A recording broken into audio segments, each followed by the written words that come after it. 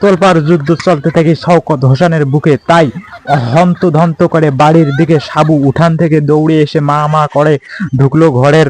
জৈতুন বিবি হকচকিয়ে রান্নাঘর পাক করছিল। তাড়াতাড়ি সে এসে একদিকে বিকেল হতদন্ত বাবু তখন তাকে বিকেলে যুদ্ধে পাঠিয়ে দেন এবং পুলিশের এবং সেনাবাহিনীর গাড়িতে গুলি করে টায়ার ব্লাস্ট করে দেন এবং টায়ার ব্লাস্টের সঙ্গে দুইজন সেনাবাহিনী কর্মী সেখানে তারা ব্লাস্ট হয়ে যায় এবং বন্দুক দিয়ে গুলি করে।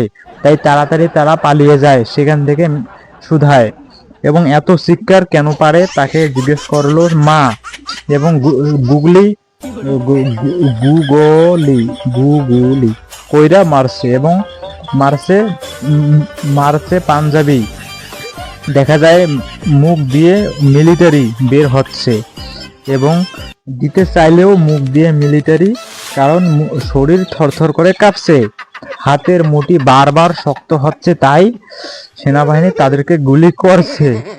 মা একজন দুজন না, 1000 জন মা আছে।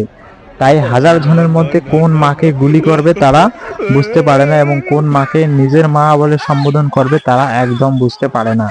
তাই সেনাবাহিনীদেরকে সবাই এসে থাপ্পড় মারতে শুরু করে এবং তাদের গালগুলো সব লাল করে দেয় এবং তাদের গালগুলো সব লাল হয়ে যায়। তখন ওদেরকে থাপ্পড় মারতে মারতে দাঁত সহ ভেঙে দেয়। পরে তারা বলে যে আমাদের যদি দাঁত না থাকে তাহলে আমরা চা খাবো কি করে, আমাদের তো চা খাওয়ার কোনো উপায় রাখেন না। তারপর তারা বলে যে বাঙালি খায় চা খায়। ঢাকা থেকে 50টা গ্রাম বেছে নিয়ে তারা গুলি করে মারে এবং ঘাড়ে নিয়ে পশ্চিম পাকিস্তানে চলে যায় এবং পাকিস্তানে গিয়ে তারা গ্রামগুলোকে প্রতিষ্ঠা করে। তারপর সেখানে গ্রামগুলো আস্তে আস্তে বড় হয়ে শহরে পরিণত হয়। তারপর তারা শহরগুলোকে 100টা শহর ঘাড়ে করে নিয়ে বাংলাদেশে এনে ছেড়ে দেয় এবং বাংলাদেশে আস্তে আস্তে কুকুর পুষতে থাকে মানুষেরা। সেখানে সেই শহরগুলোকে একদম কুকুরের শহর বানিয়ে ফেলে। তখন পুরো শহর কুকুরে ভরে যায় এবং সেই কুকুরগুলো একদিন সেনাবাহিনী হয়ে ওঠে। তারপর সেখানে গিয়ে পূর্ব পাকিস্তানের সেনাবাহিনীদেরকে মেরে ফেলে কামড় দিয়ে দিয়ে।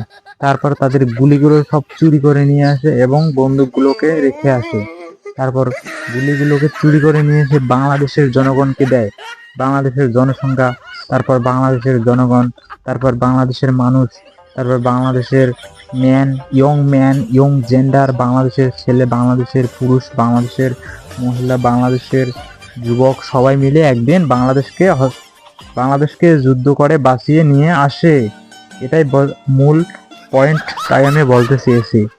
এই জন্য তারা যুদ্ধ ঘোষণা করে পশ্চিম পাকিস্তানের উপরে এবং পশ্চিম পাকিস্তানিরা 1972 থেকে 1901 সালে পৌঁছায় বাংলাদেশে আসতে। কারণ ওদের কাছে কোনো জাহাজ ছিল না এবং তারা মরুভূমিতে জাহাজ চালাতে পারতো না এবং তাদের কাছে জাহাজ চালানোর মতো কোনো টেকনিক ছিল না। তাই তারা জাহাজ চালাতে পারতো না, জাহাজ তারা ঠেলে নিয়ে আসতো এবং তাদের 72 বছর লেগে যায় বাংলাদেশে পৌঁছাতে পশ্চিম পাকিস্তান থেকে। এবং ওদের উড়োজাহাজগুলোর যেগুলো আকাশ দিয়ে উড়তো সেগুলোর টায়ার পাঞ্চার ছিল, তাই এগুলো আকাশ দিয়ে আর উড়তে পারছিল না। একজন মিলিটারি তো আকাশ দিয়ে উড়তে গিয়ে একজন বিমানকে ধ্বংস করে। ওই একজন বিমান আবার ধ্বংসাবশেষ নিয়ে সেখানে পড়ে থাকে।